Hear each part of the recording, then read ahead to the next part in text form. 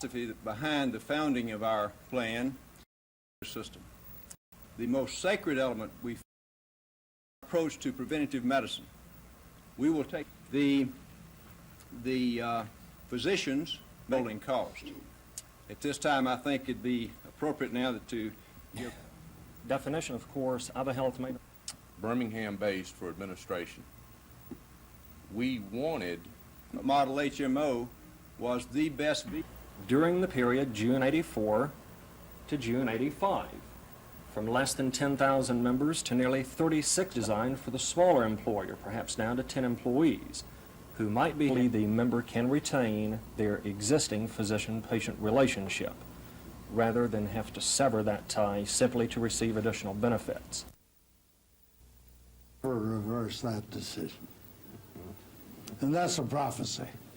There's been some concern. Excuse me, I didn't hear. Okay. And There's I been would some hope concerns they'd get particularly away among from this liberal public relations idea, which is designed to influence the Congress to appropriate more money, and go about the serious business of exploring space. Be routine. Every time that rocket shoots off, and Attorney General Meese wants us to return to what the Founding Fathers conceived when they wrote the Constitution, which we'll celebrate next year. The problem of juvenile delinquency becomes clear once you look at the numbers. An NAACP spokesman says half of all black youths drop out of school by the time they're 16. Where do they go? Many dropouts end up in prison, where 3 out of every 4 prisoners are young blacks. So rather than attack the problem at the end, the local NAACP and the State Board of Education want to try the beginning by helping high-risk juveniles, the ones most likely to drop out. Earl Shinhoster says the root of the problem is lack of motivation. Try to be that helping hand, to show a young person that they can grow and be and do all that God, in fact, intended for them to grow and do and to become. Shinhoster says the 4 main areas of high risk to juveniles are truancy, dropping out, drug abuse, and delinquency. His goal is to bring together experts in both the public and private sectors to work on high-risk candidates early. And a California specialist says the program is well on its way. You know what the problem is. Now all you need to do is to find the strategies in which you want to remove, or if not remove them, at least reduce them. The group plans to hold a 2-day conference on the problems of high-risk youth before the end of this year. Andrew Findlay, WSFA TV News.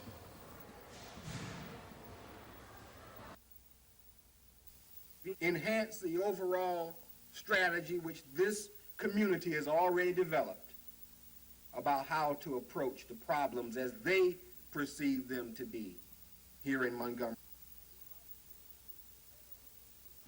at which we might be able in more detailed fashion to identify the issues and problems and formulate, working together to formulate some possible and perhaps viable approaches to these particular problems in the areas of truancy and dropout prevention, substance abuse, and juvenile delinquency.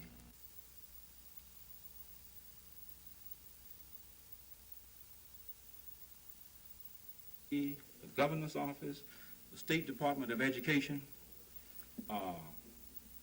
in developing whatever program you see a need for, either on the city level, or regional level, or the state level.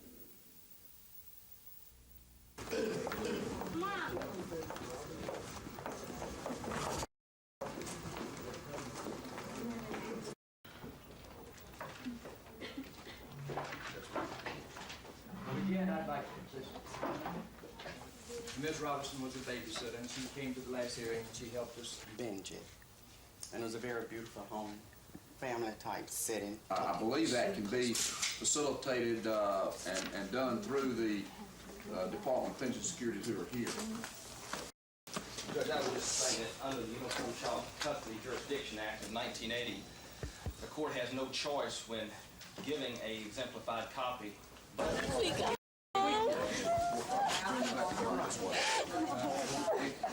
us go out in the hall. No, I knew that I was going to get him. I had him, just knew I'd get him. Let's go. Are you looking forward to going back to Kentucky? It's Florida. No, baby, it's Kentucky. How do you know it's Kentucky? Kentucky, Covington, Kentucky. Blue socks. Blue socks. You be good. We'll find you that, but we'll miss you, okay?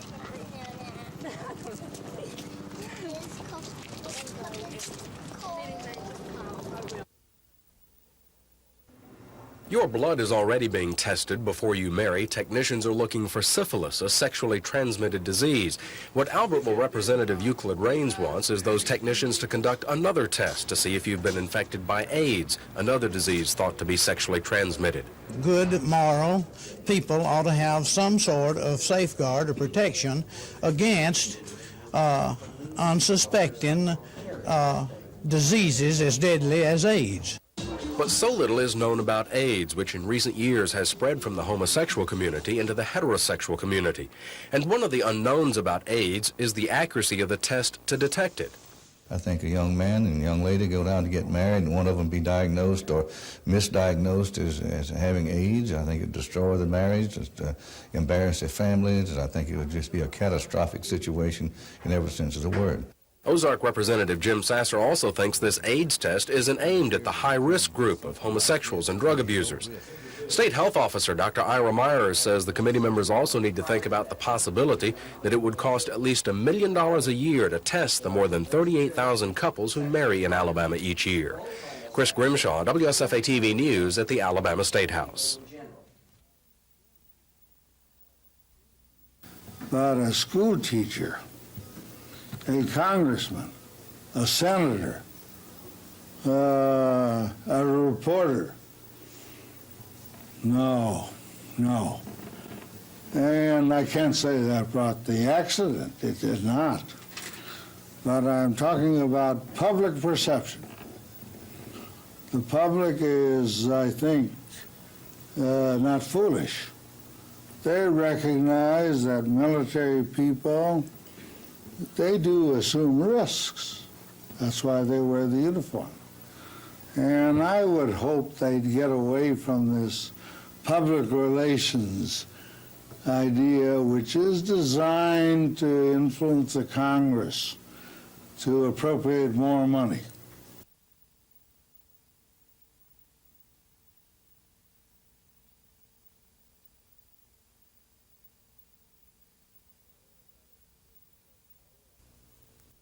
I worry about it because our practices weren't good during the time that we had the layoff. And I thought there might have been just a little bit of a letdown. But then again, you can get your legs back and under you under situations like that. So I don't know. It could work either way for us.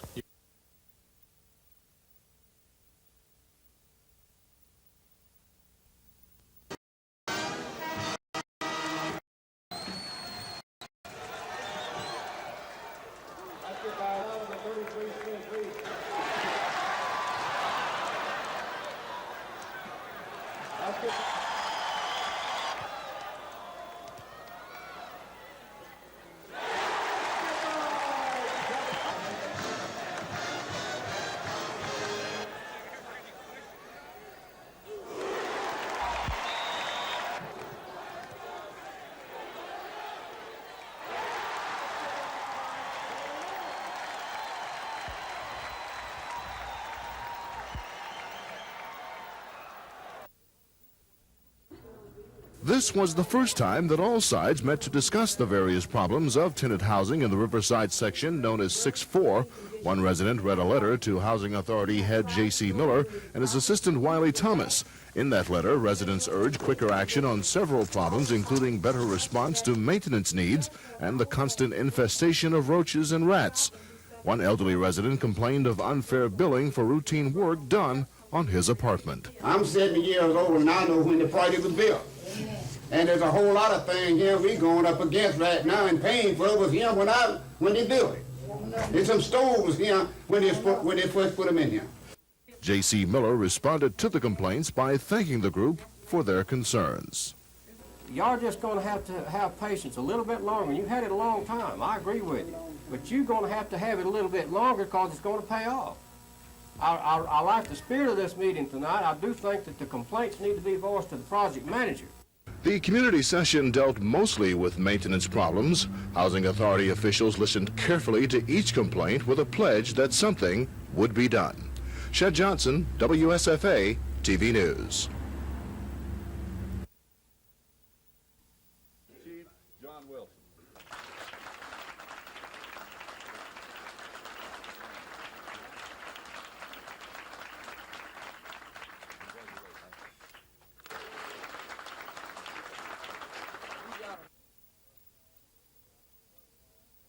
It's going to be a tough time for them as they begin to settle in.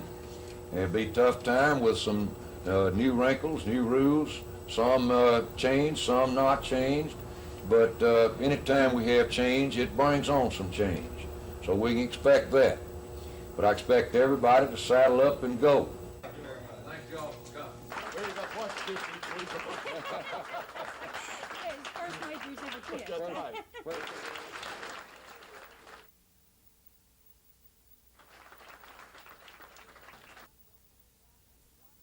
John Wilson.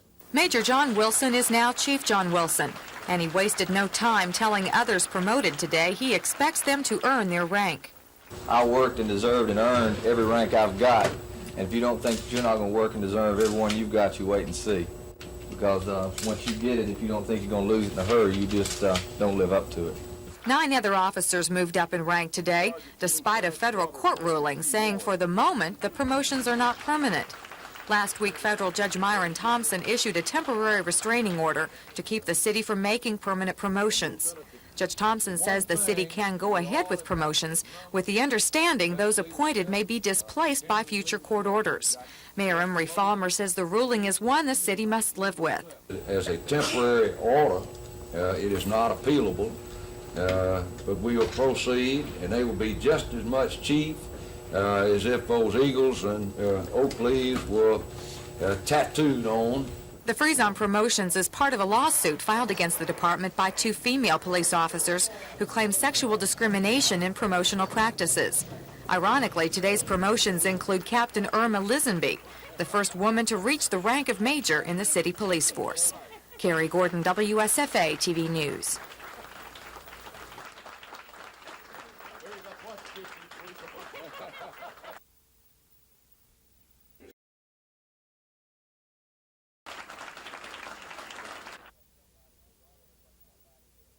Regardless of what somebody has said over the years and the critics throw at us now, I worked and deserved and earned every rank I've got. And if you don't think that you're not going to work and deserve every one you've got, you wait and see.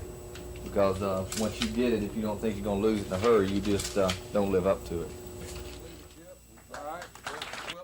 We've got the support from Sergeant to Lieutenant Robert and Mr. T. Ward.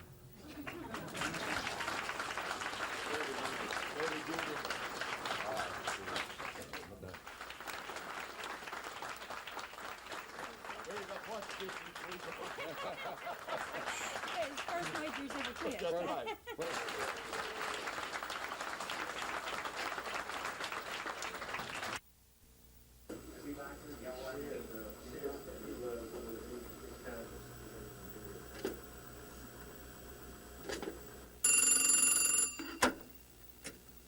Fire department, your name and address? This helps us because sometimes we have some calls that people will not stay on the phone long enough for us to locate them, or they will be at another location calling for another location, or they'll decide that something has already been, the fires went out, for instance, and they didn't need us anymore. We can call and check to see that they didn't just have to get out of the house, and we'll know the location. Name and address?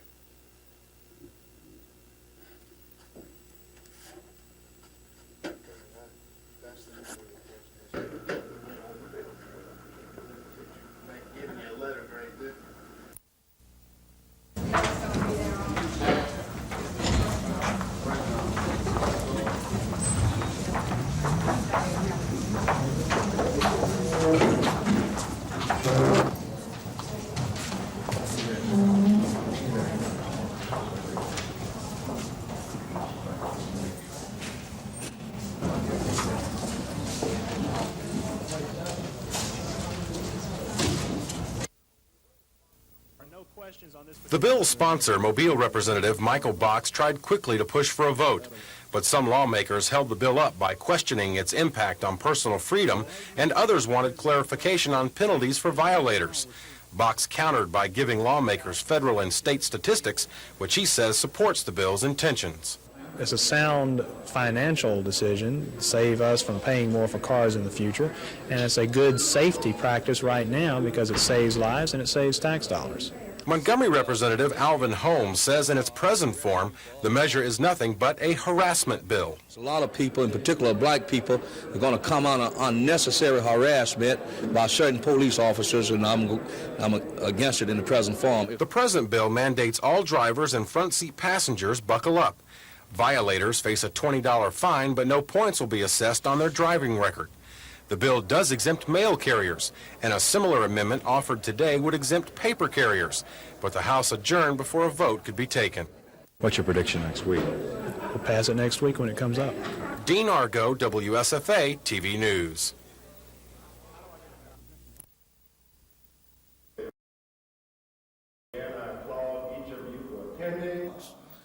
He was picking up American products and certain pace for this conference is the honorable available from the overall business and industrial sector. A favorable is it now any Alabama businessmen like the big construction companies we have can now bid on construction in China. Before that, they could not. And hope that someday they may, of course, called, informed me that he couldn't make it today because he was showing some industrial products of meeting that challenge and meeting it effectively. Great byproducts and was created as a result. We announced the other day an industry and the pay for this conference is now, and bring you greetings on behalf of all of the county governments across our state. Each of you for attending. I'm certainly hopeful that each of us can grow in private sector economy.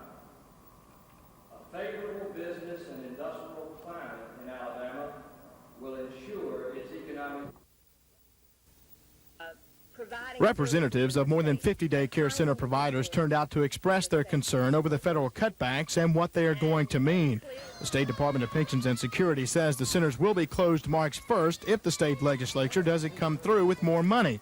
The executive director of the Federation of Child Care Centers says if the state turns its back on the problem, the centers will have no place to turn, nor will the children they serve. We're talking about parents having to find child care, which in many instances they will be unable to do and not able to pay the total cost of that care. P&S Commissioner Gwen Williams says she is sympathetic and is encouraged by the fact that the State Finance and Taxation Committee addressed the funding problem and recommended and appropriated $4 million specifically for daycare centers for adults and children. At this point, I have one committee of one side of the State House approving supplemental appropriation for the department to cover the daycare program.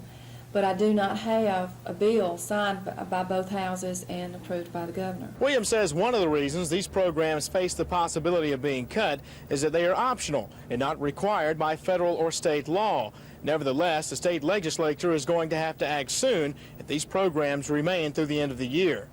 From the State Administrative Building, Scott Edcock, WSFA TV News.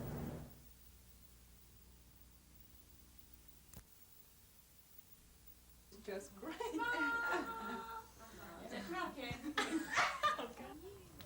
We get them this way, right? 1, 2, 3.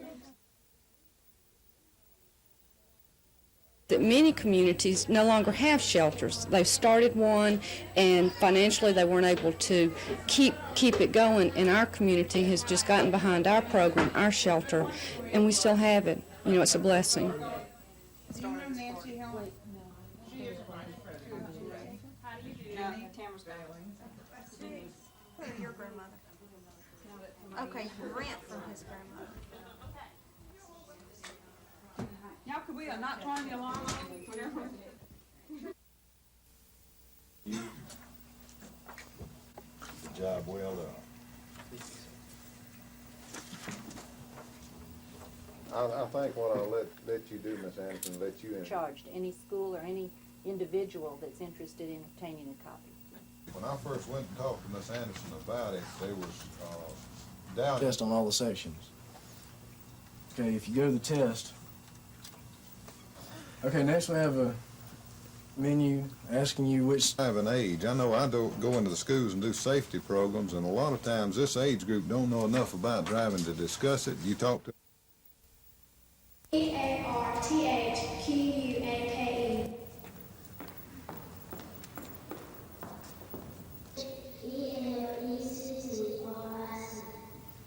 Giraffe. Giraffe.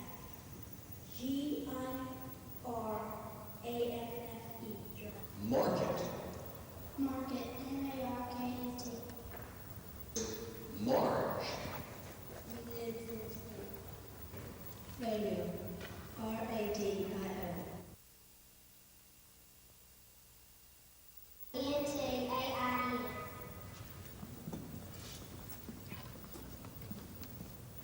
You spell envy. ENVY.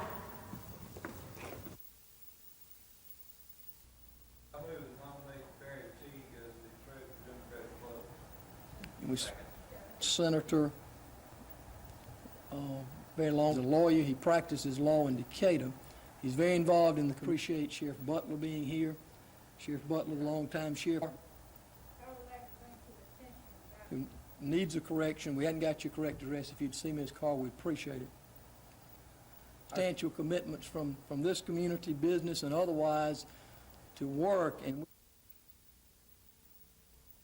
Due to us and what we will be faced with if indeed there is a salary increase. I wish will be cut 7.5, which would mean we'd lose 20. This will allow us one day as a weather day, which would be on Friday. In the program this year. So we went to Crump, Danley, Highland Gardens, Wares Ferry, South Lahorton, that we serve underprivileged young people in this program. They gave us a $25,000 grant for startup costs and to serve 40 of the students with financial aid. And the cost of the program is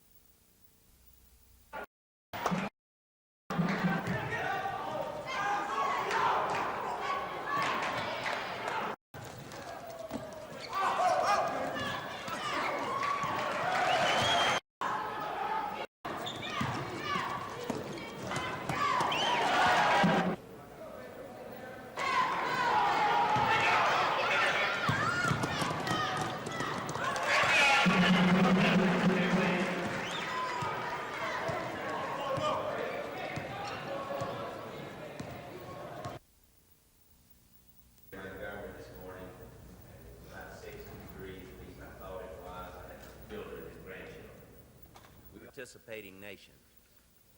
We must strengthen and we must coordinate trade laws and the multilateral trade system. Current U.S. trade policy making authority is fragmented and it's dispersed throughout the federal government. Let's give the congressman a real round of applause. He represents...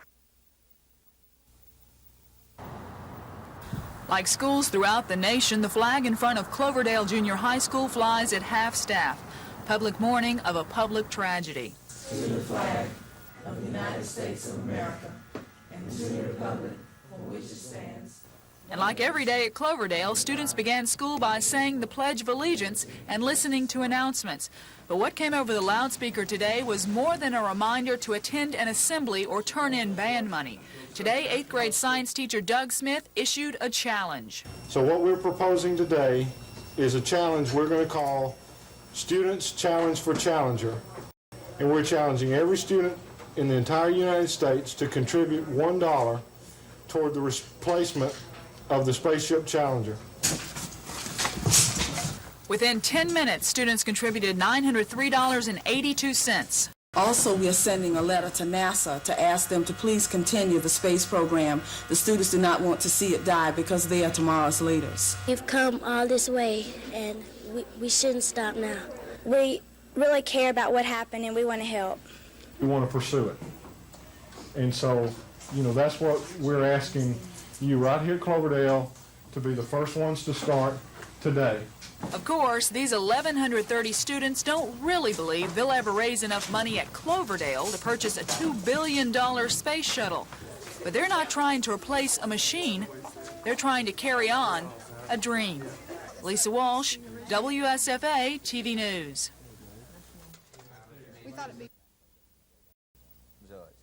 And I come to you and tell you we've got 367 men in the police department. We've got 37 women. And there's not but 5 of them women in the police department that doesn't hold some type of promotional rank. Now you tell me what kind of basis that is for saying that women are not being promoted fairly. The first women were put in an actual working law enforcement capacity in the police department. Newly appointed Police Chief John Wilson and Mayor Emery Falmer each took the stand this morning. Wilson testifying about comments he made regarding the court order, and Falmer testifying about the city promotion process. Wilson told the court the restraining order places him under great stress because he cannot make long-range departmental decisions. Falmer testified the temporary promotions could jeopardize the people of Montgomery as it impales the department's ability to move ahead with some plans. The class action discrimination suit was filed by Police Corporal Sandra Pierce, who claims promotion practices in the department are unfair to women. When Federal Judge Myron Thompson issued the restraining order last week, he wrote that his preliminary opinion found the department's promotion process does discriminate against women, but withheld a final opinion or judgment in the case. The current restraining order expires next week. Carrie Gordon, WSFA TV News.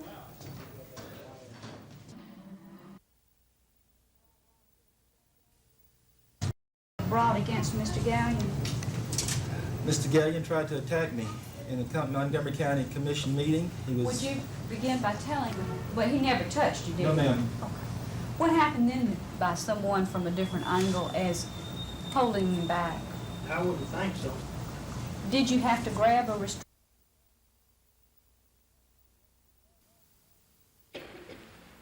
Good morning, and welcome to this great day. I took great part to Huntington College. Not Members of our alumni board, Huntington Alumni Board, would you please stand?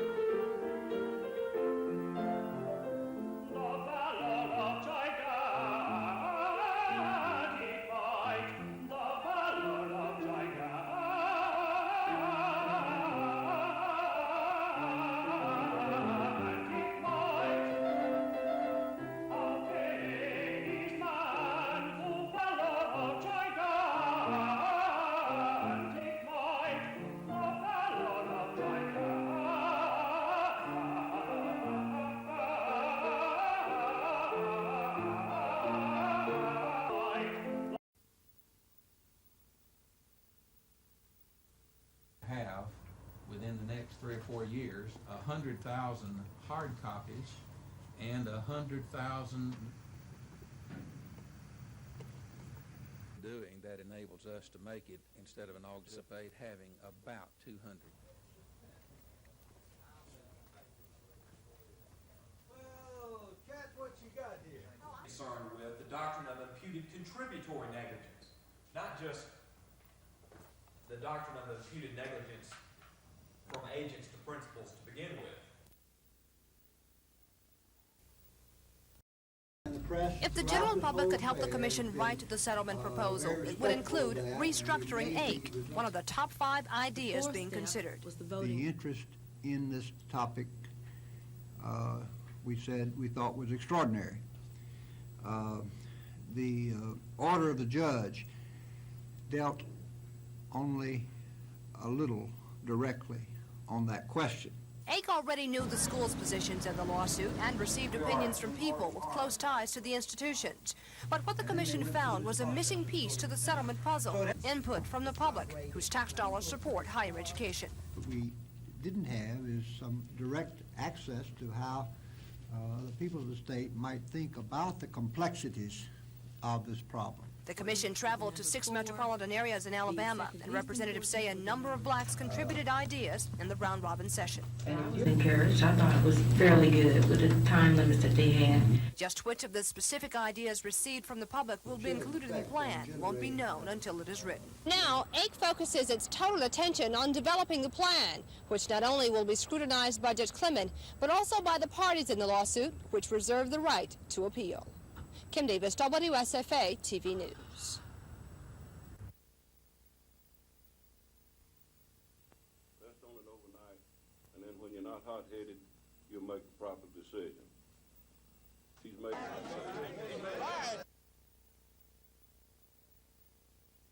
The Montgomery Police Department, I think, is the best in the world. Hopefully, I had a little bit of something to do with it, but we are now moving into another direction, and Chief Wilson will continue that progress, and the people that he's got associated with him, the other commanders and the general patrolman on the street.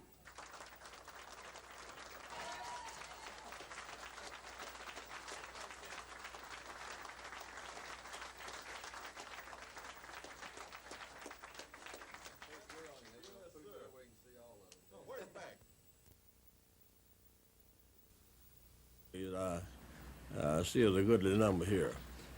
Well, we're...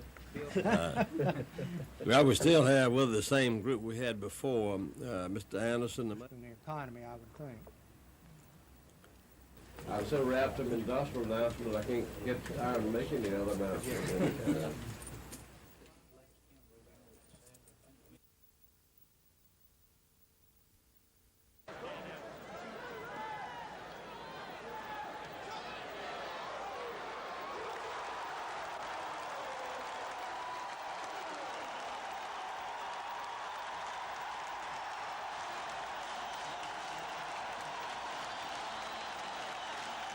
What we're going to try to do up there is play like we did when we played them here, you know, play good defense and try to control the tempo of the game. That's going to be the main thing, controlling the tempo of the game and rebounding. We probably mix it up, play a lot of different defenses like we did down here. And we do that and keep them off balance and keep the tempo to our level. And then once we have a break, just run and play conservative, we can go up there and take a victory. Crowd is wild, so I'm looking forward to it. I have never played in a place like that before.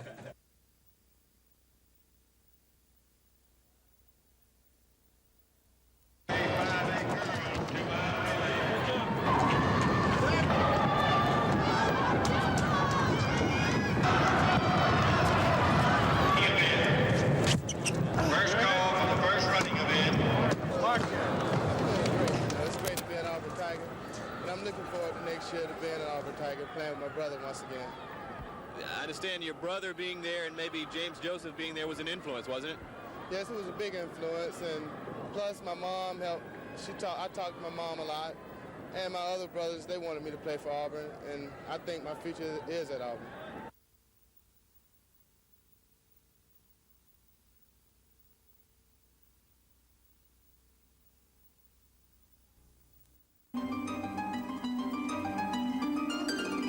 The Living Seas is the world's 6th largest ocean, a self-contained saltwater aquarium built through the wizardry of light, motion, and imagination. The Living Seas. I don't know, just the name piques my curiosity since I like to swim and dive. And it's A self-contained aquarium full of 6 million gallons of water and 4,000 kinds of fish. This I gotta see. The Living Seas includes the main ocean, Seabase Alpha, 2 theaters, research labs, and a transportation system to take guests through the undersea world. To really experience the Living Seas, however, you need to go under. I did.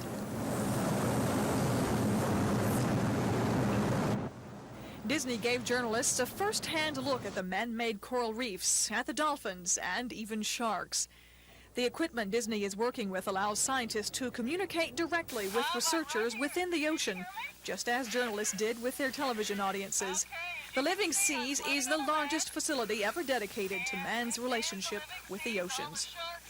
Gina Gregory, WSFA TV News.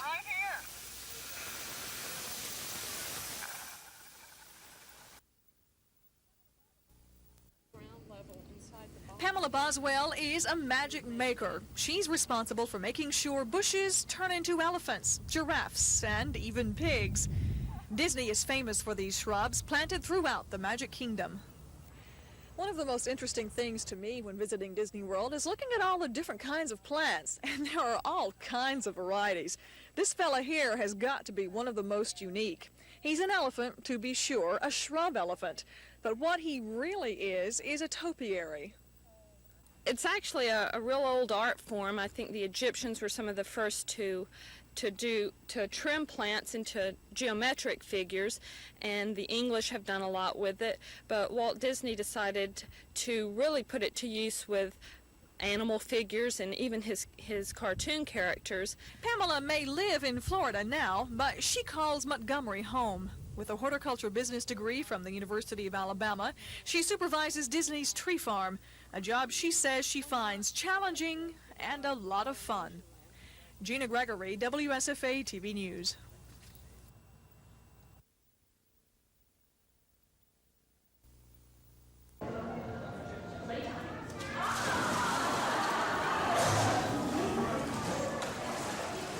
Kai the Wonder Dog earns his name daily.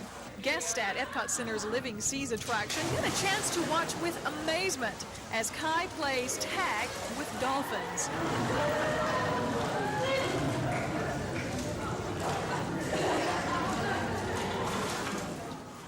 We had taken one of the dolphins out of the water to take bloods, which we do periodically to make sure that they're healthy. And as soon as Kai saw one of the animals out of the water, he was hooked. The next day he was jumping in, and he's been doing it ever since. The dolphin, being as intelligent as they are, actually come up with a game where they play tag or keep away. They try to get as close as they can without him getting him. He came from the Humane Society.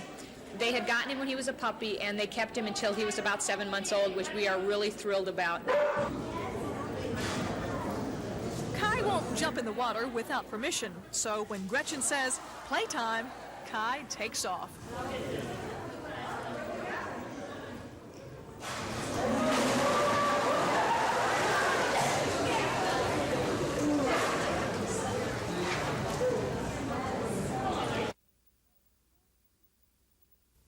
Billed to Arts for music sheets for the band, and $46.20 for stamps, $898.50 in that. 50 titles, and so you could allot 1,500.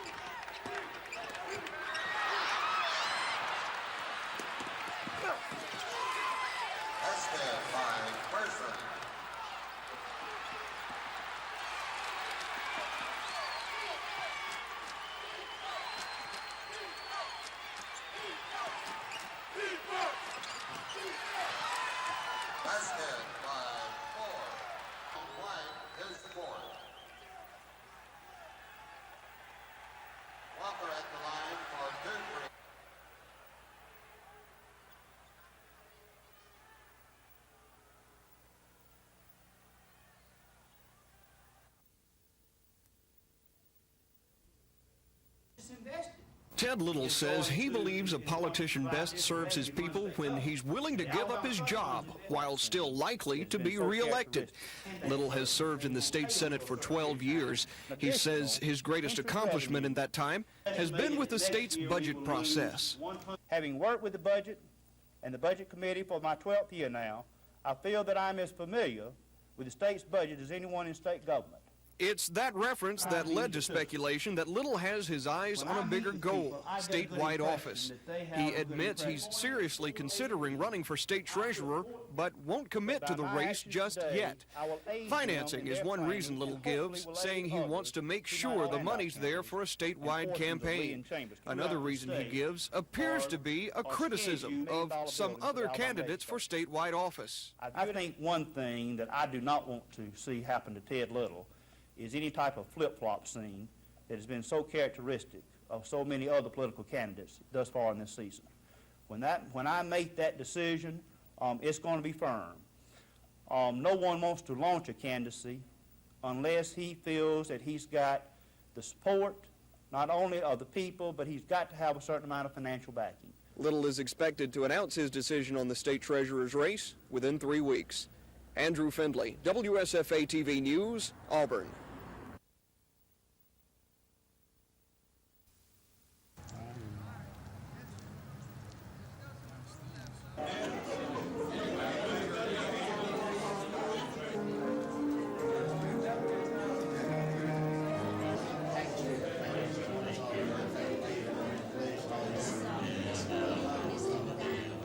Because we've got to create more jobs by inviting more industries and opening up our market so that we can create a better economic climate here in the state of Alabama. That was the bottom line for all of this. It went very, very, very well, and we're just very pleased about this first conference. I think we have had pointed out to us our shortcomings, the many, many, many advantages that the state of Alabama has, and the advantages far outweigh the liabilities.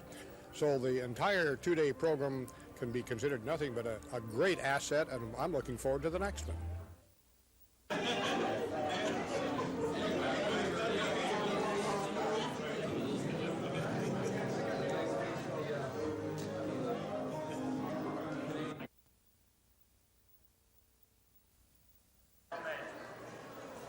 This is Holly Trees Rum Raisin, a 2-year-old liver spot. Dixie Sire and Dame are both champions. Also, a champion, and her owner and handler, John David Giles, hopes to finish her.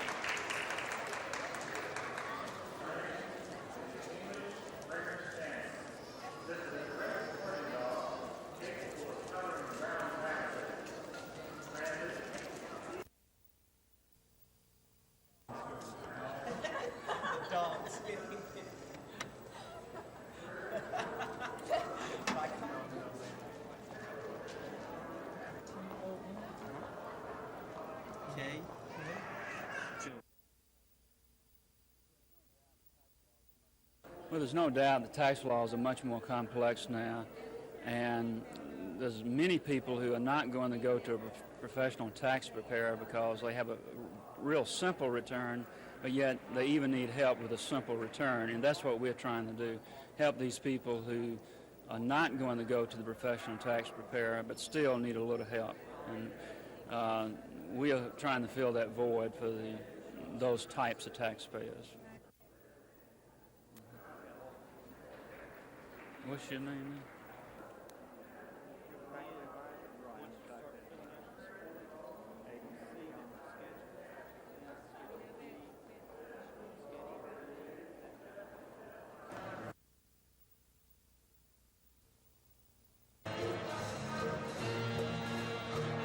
Gene, if you would, I'd like for all of you and all...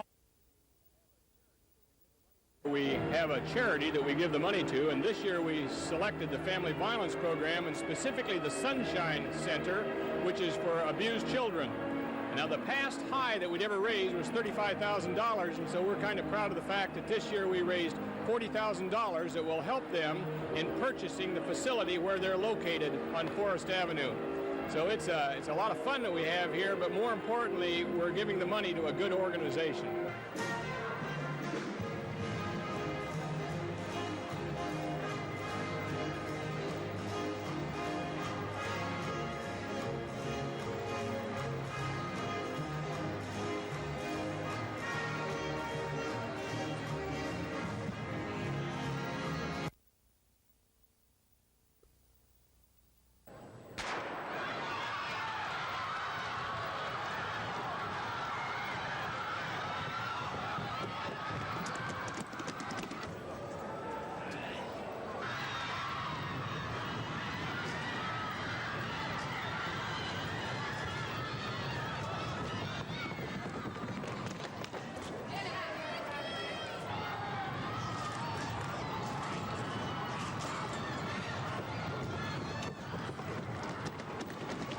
Well, it's proved that I am pushing myself more and more because last year I finished 5th, and so that proved that I am getting better at what I'm doing.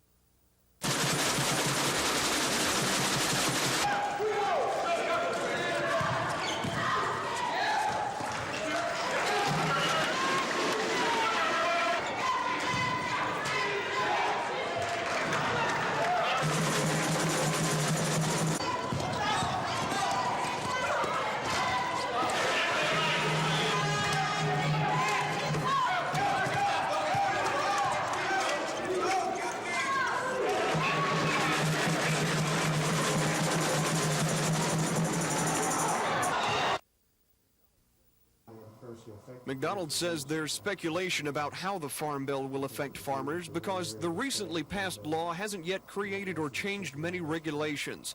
He says he believes farmers got a better deal from the program than was expected a year ago. The area of greatest speculation he sees involves a revival of payment in kind to farmers from the government. They're going to revive a kind of PIC program, and they say that farmers will receive whatever commodity they choose, such as feed grain, cotton, and they kid and say even honey and powdered milk and things like that, you know. But there's just, it's very technical in nature. And McDonald says that method of payment will affect how the farmer will produce his crops. What cropping practice, how many acres he will plant this next year, how he can afford to fertilize that acreage, and things of that nature. McDonald himself speculates the 5-year plan will not last its intended duration without some changes in how overseas markets are handled. Andrew Findlay, WSFA TV News. Sigma Phi Epsilon fraternity at Auburn University, Montgomery is concerned about the reputation fraternities have, especially after the movie Animal House portrayed the organizations as nothing but a haven for wild parties and beer drinkers. In fact, the fraternity passed a resolution on responsible use of alcohol and banned its use during Rush, which is a time fraternities recruit new members. Sigma Phi Epsilon brothers feel good about the idea. I'm all for it. It helps our fraternity out. Our liabilities aren't as great. We're not taking as much risk. And I'm all for it. It helps the fraternity's image, and it saves us a lot of money, too. We're going to try to this way we'll limit liabilities. We won't have to worry about the guy coming in underage, drinking, somehow getting the alcohol, and then leaving, not even knowing this guy, not even ever seeing him before. Even fraternity pledges, those new members who have committed to join the fraternity, have positive feelings about the program and the dry rush. We have just as good a time without the alcoholic beverages as anyone who could with the alcoholic beverages. Fraternity members say they feel good about the alcohol awareness program and say that the non-alcohol rush should not hurt membership. Do you feel that may hurt in getting people in here? No, I really don't think so. Like I said, we are after people who are interested in the organization.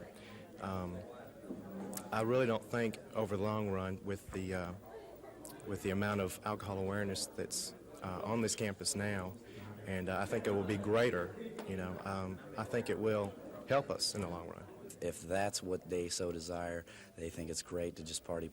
That's not what we're all about. Fraternity members heard from the treatment director of the Comprehensive Alcohol Program. Buddy Weston talked of the alcohol dangers and the tougher DUI laws. Fraternity members hope awareness programs like this one will spread to colleges nationwide. Scott Edcock, WSFA TV News.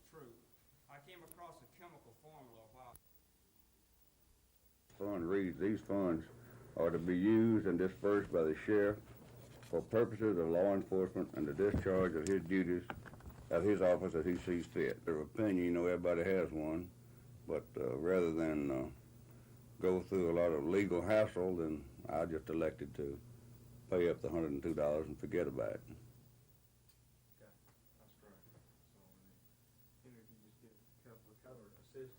The county has totally funded the sheriff's department.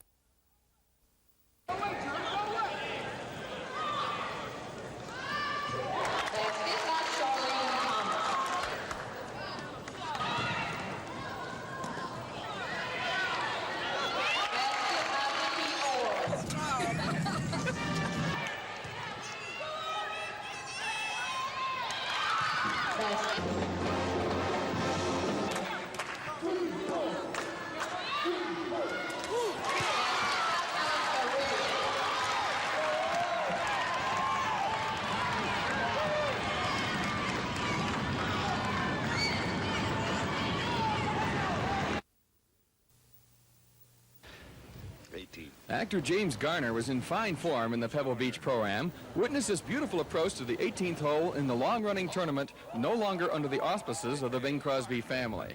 One of Bing's old buddies, Jack Lemmon, was in fine form with this approach, lagging it up to 15. Unfortunately for Jack, it was his 6th shot on the hole. But the shot of the day was hit by Jack Nicklaus. At first it appeared the Golden Bear had hooked his tee shot into Carmel Bay. But Jack's game did not end up on the rocks. The bounce went his way. Fuzzy Zeller, playing at Cypress Point, leads by 5 strokes at 11 under 205. The tournament ends tomorrow at Pebble Beach. Jeff Davis for NBC News. We pick it up in the second period. The game tied at 7 and the AFC in white. Marcus Allen of the Raiders on the halfback option puts the ball up in the air, down the field. Wes Chandler of the Chargers made a great effort, took it in for the touchdown, and made it 14-7 AFC.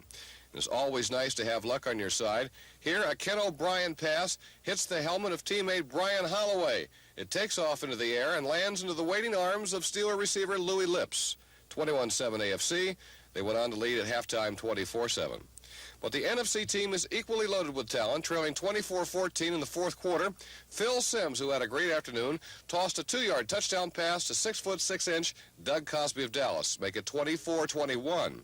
And now here's the go-ahead touchdown. Late in the game, Sims, who's red hot, this time he hit Buccaneer tight end Jimmy Giles. The NFC wins the Pro Bowl. The final score 28-24. Jack Gregory, NBC News.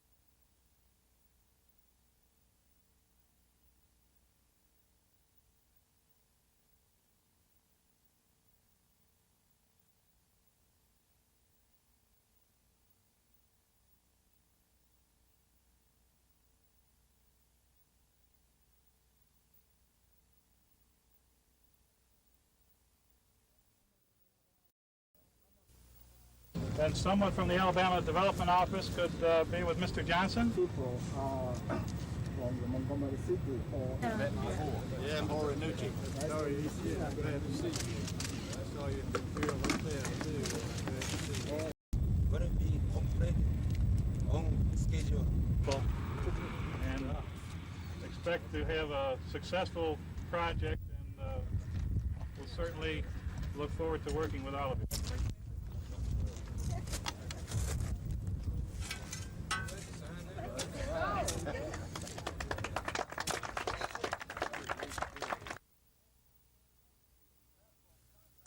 Successful to build the building is Mr. E.V. Here in 1941, location for the customers, and certainly people. Local shop steward of 15456, representing. Look how you take the picture.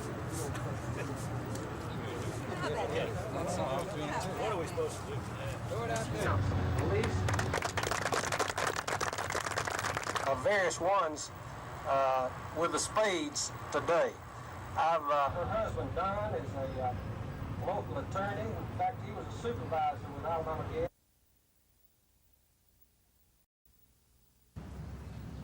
The trial of 4 Kilby Correctional Facility officials charged with abusing inmates was supposed to begin today. But because of an appeal filed by the Justice Department at 4:30 p.m. last Friday, the case may never come to trial. Defense attorneys told U.S. District Judge Robert Varner that the last-minute appeal shocked and offended them and called the appeal a delaying tactic.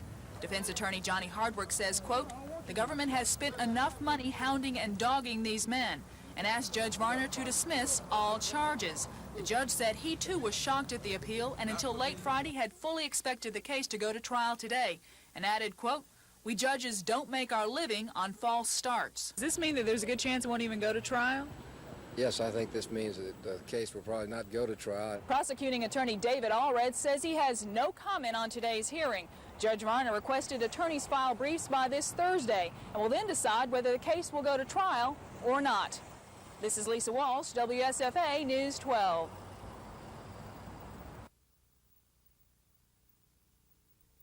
Occasions for a number of issues.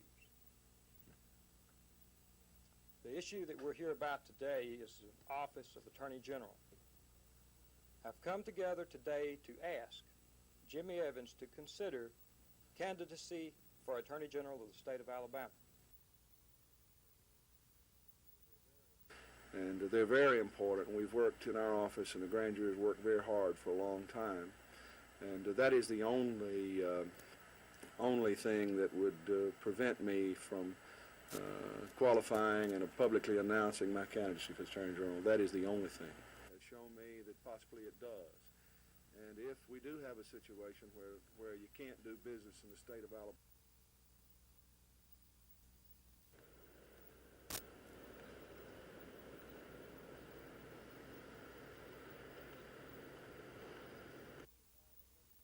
with all the work they having to do, it looks like we may be able to get in by May or maybe June.